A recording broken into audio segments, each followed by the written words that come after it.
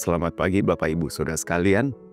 Senang sekali kalau kita sampai di tahun yang baru 2025. Tanpa kita sadari, waktu berjalan begitu cepat.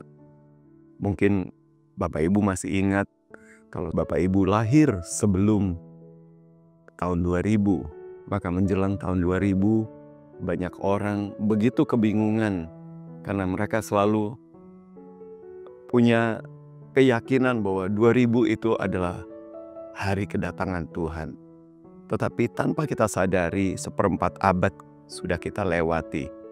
Nah, sekarang permasalahannya bagi kita adalah bagaimana kita menyikapi ketika tahun demi tahun mulai beranjak.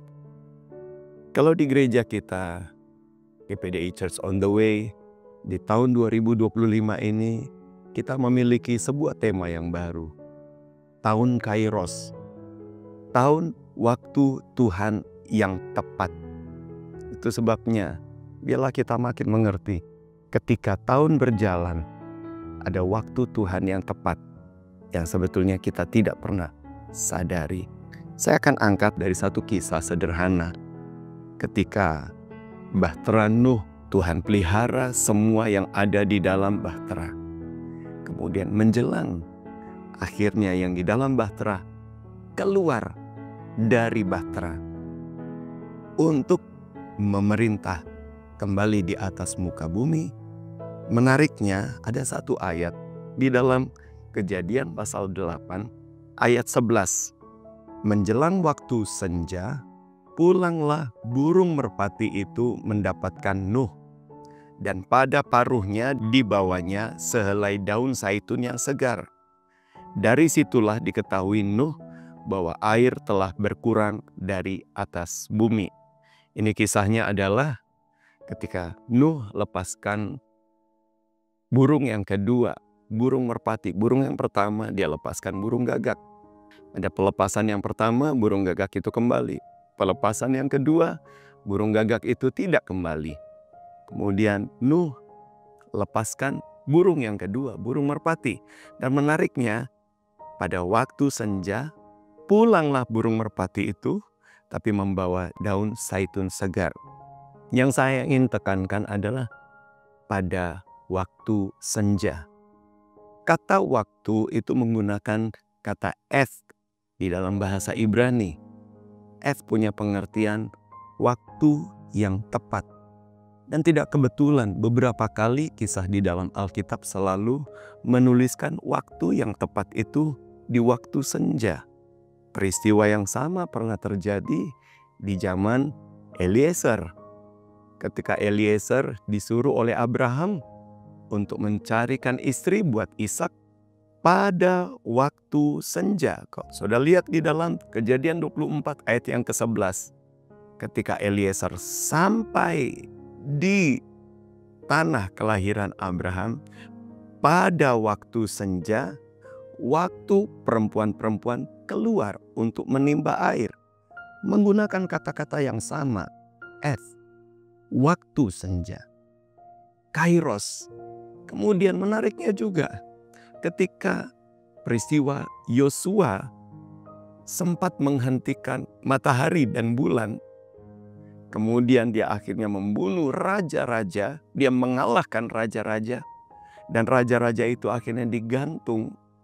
Menariknya, pada waktu senja, mayat raja-raja itu diturunkan dan dilemparkan ke dalam gua. Apa pengertian? Kenapa semua pada waktu senja? Tapi yang lebih menarik sekali adalah firman Allah mengatakan, Yesus tergantung di kayu salib. Sejak dari jam 9 sampai waktu senja. Sejak dari korban pagi hari sampai korban petang. Menurut aturan Yahudi. Dan pada waktu senja, mayat Yesus diturunkan, bukan? Sama seperti peristiwa di dalam Yosua. Nah, di sini kita bisa melihat rupanya kalau kita melihat ada satu garis merah. Waktu senja adalah waktu yang tepat. Kita nggak pernah bisa tahu kapan waktu senja, waktu tepat. Baik kairos Tuhan bicara tentang kedatangan Tuhan. Tapi kairos Tuhan itu juga bicara tentang bagaimana ada kebetulan-kebetulan ilahi. Terobosan Tuhan sediakan. Karena firman Allah sudah mengatakan ketika pada waktu yang tepat kita akan mengalami juga bagaimana pertolongan Tuhan tepat pada waktunya.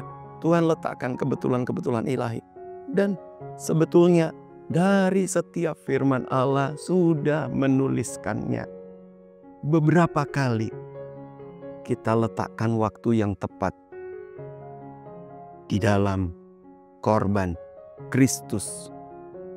Karena Kristus memang sudah mati menebus kita.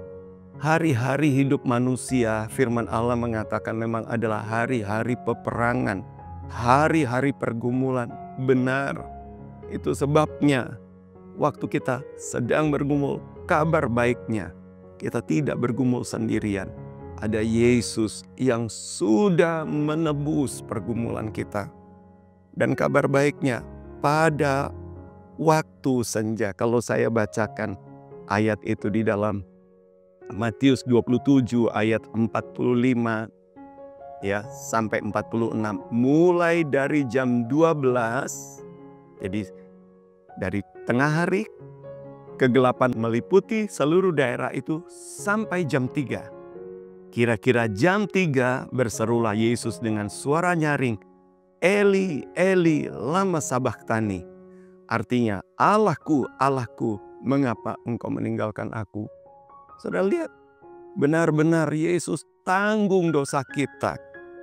Seharusnya kitalah yang harus menebus semuanya itu. Tapi dia yang tanggung, bahkan dia ditinggalkan oleh Bapa. Bapa memalingkan wajahnya. Firman Allah mengatakan, mata Tuhan terlalu suci untuk melihat kejahatan. Habakuk 1 ayat yang ke-13.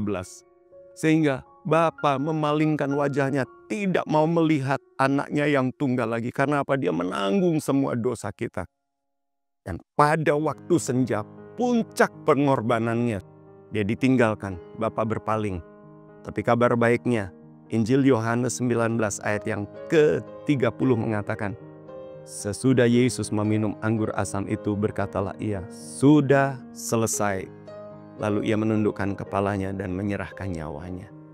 Ini dilakukan pada waktu senja. Dan inilah dasar di mana kita berdiri. Yesus ditinggalkan oleh Bapa di sorga. Ibrani mengatakan, supaya sekali-kali aku tidak akan meninggalkan dan sekali-kali aku tidak membiarkan engkau. Karena Yesus sudah bayar harganya. Yesus yang kudus rela menjadi dosa karena kita. Supaya apa? Supaya di dalam Dia kita dibenarkan. Yesus yang kaya, pemilik segala sesuatu, pemilik jagat raya. Dia rela jadi miskin. 2 Korintus mengatakan, supaya apa? Supaya kita yang miskin jadi kaya. Dan semuanya itu dilakukan tepat pada waktu senja. Waktu senja itu adalah waktu kairosnya kita. Kita letakkan hidup kita di waktu senja, di dalam pengharapan atas korban Yesus di kayu salib. Ada kabar baiknya kah? Ada. Kalau kembali lagi kepada Kejadian pasal yang ke-24. Eliezer dia beristirahat pada waktu senja. Kemudian Eliezer sempat berdoa begini. Kejadian 24 ayat 12. Lalu berkatalah ia, Tuhan Allahku, buatlah kiranya tercapai tujuanku pada hari ini. Tunjukkanlah kasih setiamu kepada tuanku Abraham. Eliezer berkata, kiranya tercapai tujuan. Kiranya terjadi kaurau, kebetulan ilahi. Eliezer dia minta kebetulan ilahi. Dia nggak tahu harus memilih siapa yang akan jadi istri buat Ishak. Dia minta kebetulan ilahi. Dan benar, kalau saudara lihat, nggak pernah kebetulan. Ketika perempuan-perempuan itu datang, kemudian ada satu perempuan yang namanya Ribkah. Eliezer hanya minta minum, Ribkah memberikan air, bahkan memberi minum untuk 10 untanya. Dan akhirnya itulah pilihannya. Ribkah menjadi istri dari Ishak. Wow. Dan kabar baiknya, di waktu senja ini ada Roh Kudus yang sedang mengamat-amati gereja. Dan biarlah kita seperti Ribkah yang tetap kerjakan bagian para pelayan-pelayan seluruh sidang jemaat. Kerjakan tanggung jawabmu dengan setia. Karena ada Eliezer kita yang sedang memperhatikan. Kita sedang dipilih untuk dipertunangkan, untuk menikah dengan Ishak kita. Siapa? Yesus. Itu sebabnya apapun yang engkau kerjakan, kerjakan saja dengan sekuat tenaga. Kerjakan dengan iman. Kita tidak pernah tahu kaurau kebetulan ilahinya Tuhan. Dan itu terjadi pada waktu senja. Kita hidup sudah di akhir zaman. Tahun 2000 sudah kita lewati, bahkan seperempat abad. Kita masuk 2025. Ini waktu senjanya kita. Ada Eliezer kita, ada Roh Kudus yang sedang mengamati gereja Tuhan. Biarlah kita didapati sebagai gereja yang sedang mengerjakan tanggung jawab kita. Anak-anak, tetaplah setia belajar sungguh-sungguh. Kerjakan pendidikanmu. Remaja dan pemuda di masa muda, tetaplah berprestasi. Tetap lakukan yang terbaik sesuai dengan passion, dengan semangat, dengan kasih karunia yang turun atas hidupmu. Dan lakukan dengan iman. Hiduplah di dalam takut akan Tuhan. Pria, wanita, bapak, ibu, orang dewasa, sampai yang lanjut usia, tetap kerjakan. Ini waktu senja kita. Puji Tuhan. Beberapa ayat terakhir. 2 Tesalonika pasal 3 ayat yang ke-13 mengatakan, Rasul Paulus mengingatkan, dan kamu saudara-saudara, janganlah jemu-jemu berbuat apa yang baik. Jangan jemu. Di waktu senja ini, tetap lakukan yang baik. Sama seperti Ribkah, dia nggak kenal Eliezer. Tapi waktu kayaknya Eliezer hanya ngomong, beri aku minum. Dia kerjakan, bahkan kerjakan beyond expectation. Lebih daripada yang diharapkan. Jangan kerja nanggung-nanggung. Lakukan yang terbaik. Engkau lakukan sama seperti terhadap Tuhan dan bukan terhadap manusia. Dan kabar baiknya, kalau mundur ayat yang ketiga, 2 Tesalonika 3 ayat 3. Tetapi Tuhan adalah setia. Ia akan menguatkan hatimu dan memelihara kamu terhadap yang jahat. Kabar baik. Kita hidup di tengah dunia yang jahat. Tapi Tuhan yang setia, Tuhan kuatkan hati kita. Tuhan kuatkan hati kita. Tuhan pelihara kita dari yang jahat. Ada perlindungan Allah. Ayat yang kelima. Kiranya Tuhan tetap menunjukkan hatimu kepada kasih Allah dan pada ketabahan Kristus. Wow. Kiranya hati kita tertuju hanya kepada kasih Allah. Sehingga dalam pelayanan, dalam pekerjaan, dalam aktivitas kita lakukan di dalam kasih. Bukan karena kita bisa, tapi kita tetap melakukan dalam kasih. Tapi kabar baiknya, Tuhan tujukan hati kita juga pada ketabahan. Sehingga engkau punya keuletan, punya ketabahan, punya daya tahan untuk tetap mengerjakannya. Karena Kristus itu panutan kita. Saya akhiri dengan Galatia 6 ayat yang ke-9. Rasul Paulus mengatakan, janganlah kita jemu-jemu berbuat baik.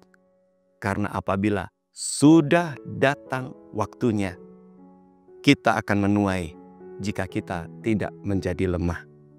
Wow, puji Tuhan. Tuhan sediakan kairos buat kita. Kita sementara menantikan kedatangan Tuhan. Tapi Tuhan sediakan juga kairos pada waktu senja ini. Lakukan segala sesuatu sama seperti terhadap Tuhan dan bukan terhadap manusia. Tetap bersemangat, tetaplah kuat. Karena apa? Karena Tuhan yang menguatkan. Tuhan yang memelihara hidup kita. Mari kita sama-sama berdoa. Bapa di sorga, di dalam nama Yesus, kami bersyukur kalau Engkau sudah Tuhan bawa kami di tahun yang baru 2025. Ini adalah waktu senja.